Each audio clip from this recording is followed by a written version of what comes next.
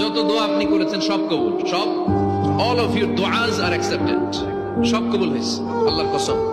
অনেকে বলবে হুজুর এটা আবার কি কইলেন, তখন তো ভালোই কইতেছে। সব দোয়া আবার কবুল হয় কেমনে? আমি তো জীবনে কত কিছু চাইলাম, কত কিছু তো পাই নাই। আছে না এরকম? অনেকে অনেক পেরেশান, আফসোস করে হুজুর চাইলাম আল্লাহ দিল না।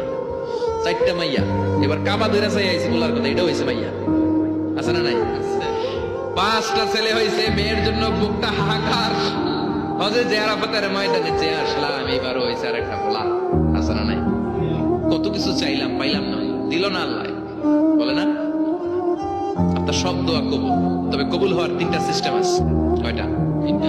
চান্দোলার ভাইয়েরা মনে থাকবে? কয়টা? আপনি যত দোয়া করছেন সব কবুল, কারণ আল্লাহর কাছে কিছু চাইলে আল্লাহ ফিরাই দিতে জানে না। আল্লাহ জানেই না কেমনে ফিরাই দিতে হয়।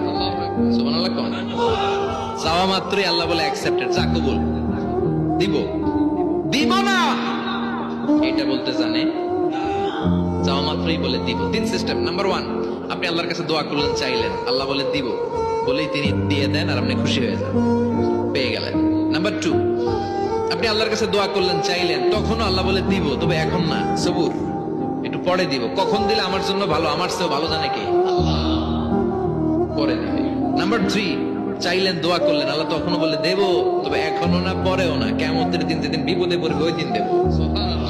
যেদিন তোর বাবা তোরে চিনবে না, তোর মা তোরে চিনবে না, বন্ধু বন্ধুরে চিনবে না, পীর সাহেব মুরিদরে চিনবে না, মুরিদ পীর সাহেবরে চিনবে না, ইমাম সাহেব মুসল্লিরে চিনবে না, মুসল্লি ইমাম সাহেবরে চিনবে না, কেউ কাউরে চিনবে না। ওই কঠিন দিনে তোরে আমি বাঁচাইয়া দেব।